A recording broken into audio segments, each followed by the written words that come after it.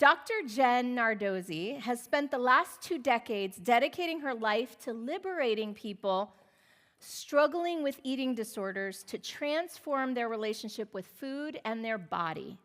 She worked at the first treatment center in the country dedicated to treating people with eating disorders, and then went out on her own in 2012 to advance her work in the world.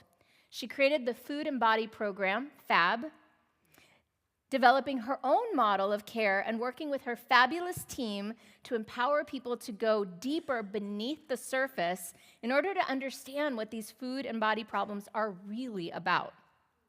She's in the process of writing her first book for people with eating disorders called Eat Your Damn Food that will be out in 2025. Please welcome Dr. Jen Nardozzi. Welcome! Thank you. So good. Welcome. Thank you. Oh, wow. So I pick up the phone to speak with Donna. Donna is so excited to talk to me. She is this 63-year-old, vibrant woman. And she says to me, Dr. Jen, I want to tell you something that I've never told anybody.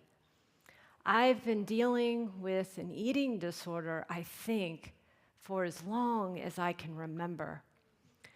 And our 15-minute consultation turns into an hour and 15 minutes. And Donna proceeds to tell me more and more about her life. She tells me about being an opera singer, singing on some of the biggest stages in the world, playing the nasty parts. She loves playing the nasty parts.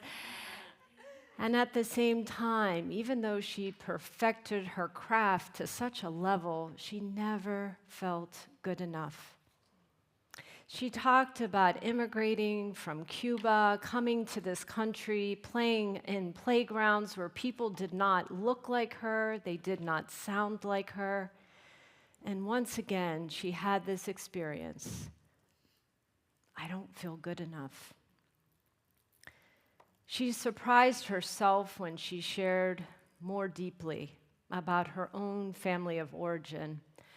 Her father had been a political prisoner and probably was terrorized himself. And when he finally was released, he came and really terrorized the family and traumatized her.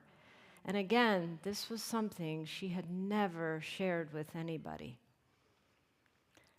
Now, I want to say, this is not how my consultations usually go. Okay? How they usually go is something like this. A parent is pulling their daughter or son into my office or into my Zoom room, and they just want the eating disorder gone like yesterday. The person with the eating disorder struggle feels more like this. Part of them is, I know this is an issue on some level. I know my parents are worried about me. I know I should maybe get some help for it. But then the other part of them says, is it really that bad? Like, do I really need this program you're talking about, Dr. Jen? So most people are feeling pretty ambivalent in the beginning stages. But not Donna. Donna was like, 2 feet, I'm in. Tell me where to sign up, Dr. Jen. And I was so moved by this woman. But there was a question that kept going through my mind, which is, why hadn't she ever received help in all this time? Because it had been years and years. And she said, Dr. Jen, first of all, people were not talking about eating disorders when this started for me. There weren't specialists, there weren't treatment centers. This was like a stigma. You did not deal with mental health. Nobody was even using those terms. And she also said every medical doctor that she saw said the same thing to her. Lose the weight, Donna. Try the diet, Donna. Let me give you the diet pills. And now there are surgeries. Now look, these medical doctors were well intended. They were trying to help her. But these diets and these ways of trying to help were making the problem worse. And in my experience, diets do not work for this particular population. The story I hear the most when people come into my office is, well, I just wanted to lose a few pounds. So I started a diet. And a lot of these people are, of normal weight that are starting down this path. So they start the diet. They lose some weight. And what do you think everybody in their life says when they're losing the weight? What do they say? You guys know, you look great. And if you are predisposed to having a problem like this, you think, wow, if I look great now, so reinforcing. So diets definitely did not work for Donna. And she said to me, she was like, Dr. Jen, if I end up being your patient, I will be a very good patient because I do what the doctor tells me. Donna had lost the weight, hundreds of pounds over the years. So the cycle was, I lose the weight, I start the diet, and then it goes this way. And then at night, at some point, I'm eating the cookies. And she said, I didn't even want to admit this to myself, that maybe there was a deeper problem. And when the last doctor said about the surgery and cutting her stomach, she was like, I have to find something else. I have to start facing what's really going on. And she was ready. She was 2 feet. She was 2 feet in. So where did I start learning to work with people like Donna? It was immediately out of graduate school, and to be quite honest, I needed a job. I needed a job, and I started interviewing at different places. Now, I had a curiosity about eating disorders. I had done my dissertation in eating disorders, and I saw a lot of people in my life that were struggling to whatever degree with food, with body. My best friends, myself to whatever degree, my own wonderful mother, maybe not knowing how deep the iceberg ran for some of these people. So when I interviewed at a place called the Renfrew Center, I was really captivated by the work because the people that were coming into this center were not just coming in for a session at a time. They were living there for weeks and months on end. I really got to know the patients that were at this center and to start really understanding their stories and what really worked to heal them from these eating disorders: mind, body, spirit, holistic healing.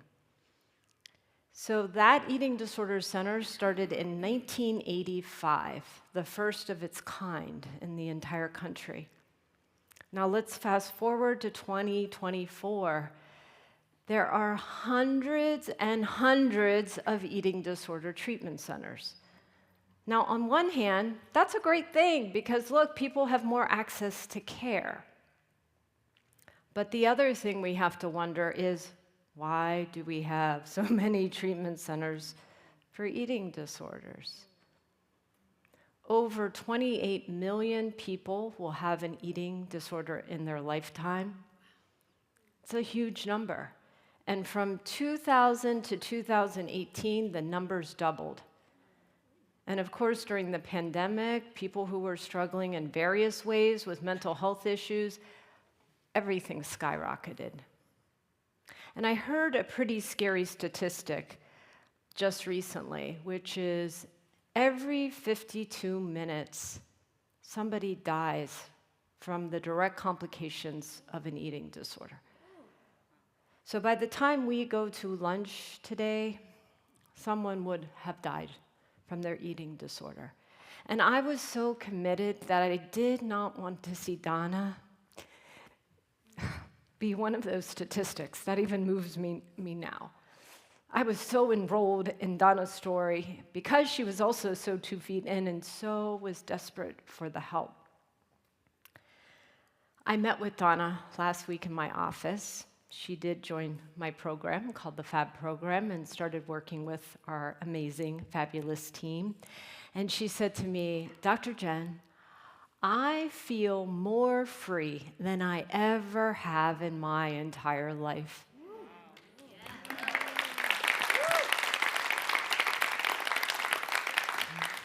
Because now she's finally talking about what's underneath the surface.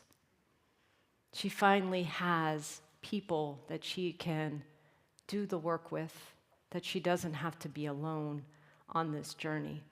And she did have a message for all of you today. When I got permission to share her story, I did change her name. She was like, share it, Dr. Jen, preach. Like, she wanted me to tell her story. But she wanted all of you to know that it's never too late. No matter how long you've been struggling, it's never too late to get the help that you deserve. And she now owns that she deserves the help. So if you or somebody you know is struggling, or you suspect that they may be struggling in some way, what I would invite you to consider is to do the nudge, right? To nudge. Because eating disorders do not get better over time, they get worse, right? And what finally kind of motivated Donna to come see me is because things were starting to really get worse for her. So don't wait. I would love to be a resource for you, and you can reach me at fabprogram.com. And I thank you for your generous listening.